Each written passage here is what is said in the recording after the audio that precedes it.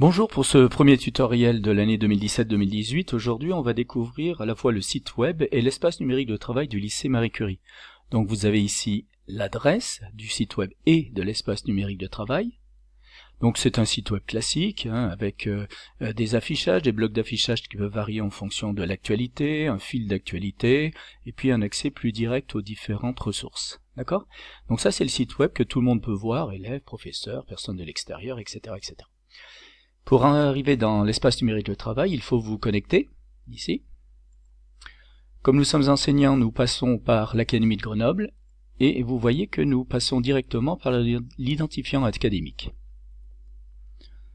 Donc je suis connecté, donc là il y a parfois des petits pop-ups, c'est la société qui gère les NT qui parfois fait des petits pop-ups, c'est-à-dire des petits flashs d'informations. Donc je suis bien identifié. Si je veux retourner sur l'espace numérique, sur le site web, pardon, je clique là, voilà, je suis bien identifié, c'est bien moi. Si je veux retourner sur l'espace privé, c'est-à-dire l'espace numérique de travail, je clique ici. À gauche, vous avez les différents menus. L'espace central, c'est votre accueil personnalisé. Bon, comme c'est le début de l'année, le mien est assez vide. Bientôt, il y aura les séances du cahier texte, éventuellement l'agenda si je l'utilise, et puis différents messages qui peuvent m'arriver. Vous avez ici un certain nombre de rubriques qui sont inhérentes à l'INT, on ne peut pas les bouger, donc je vais vous en montrer surtout deux. C'est le cahier de texte, donc c'est là où vous remplirez votre cahier de texte, donc je vous ferai un petit tuto là-dessus. Et ici, les rubriques, puisque c'est un espace numérique de travail, donc vous avez un certain nombre de rubriques, celles qui sont ensuite affichées, et pour lesquelles vous pouvez participer, vous pouvez contribuer. Donc ça, pareil, je vous montrerai un petit peu plus tard comment faire. Vous avez ici un certain nombre de services, je ne vais pas vous les détailler les uns après les autres, mais je vais vous montrer les principaux. Donc dans les services personnels, j'attire votre attention sur Annuaire. C'est ce qui va vous permettre de faire une recherche nominale, tel ou tel élève ou tel collègue, une classe, par exemple si je veux retrouver toute une classe, ma seconde 6 par exemple. Donc vous voyez, je suis en train d'aller dans l'arborescence, je vais aller sur ma seconde 6, les voilà. Donc je choisis le profil par exemple des élèves. Voilà, seconde 6 élèves, je recherche, et donc là, vous voyez, j'ai un affichage de tous mes élèves. Donc ça, c'était le plus important pour les services personnels. L'onglet pédagogie est pour le moment vide, on le remplira petit à petit, nous n'avons pas beaucoup d'applications, ceux qui connaissent Moodle, ils pourront l'utiliser. L'onglet publication, je ne vais pas revenir là-dessus, c'est lorsque vous aurez pris l'habitude de l'INT, vous contribuerez, vous écrirez des articles, à ce moment-là vous verrez où vous en êtes, c'est l'onglet contribution, c'est très classique, c'est une sorte de blog si vous voulez.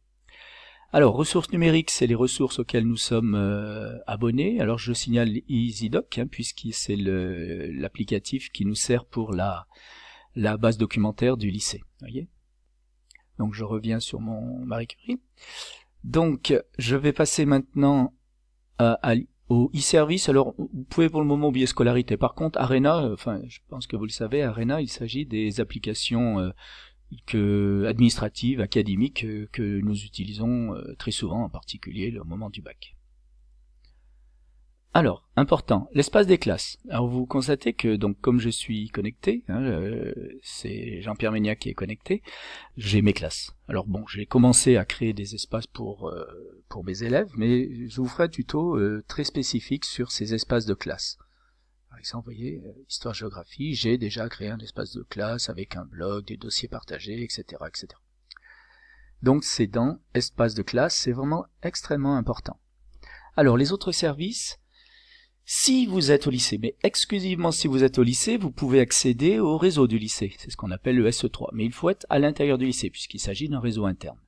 Bon, vous oubliez ça pour le moment, ça disparaîtra certainement. Alors, réservation de ressources, très important, c'est pour réserver les salles, en particulier les salles de devoirs, donc je vous ferai un petit tuto spécifique là-dessus.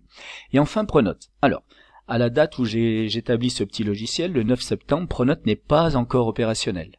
Mais lorsqu'il le sera, ce sera le lien qui nous permettra d'accéder sans se réidentifier à Pronote.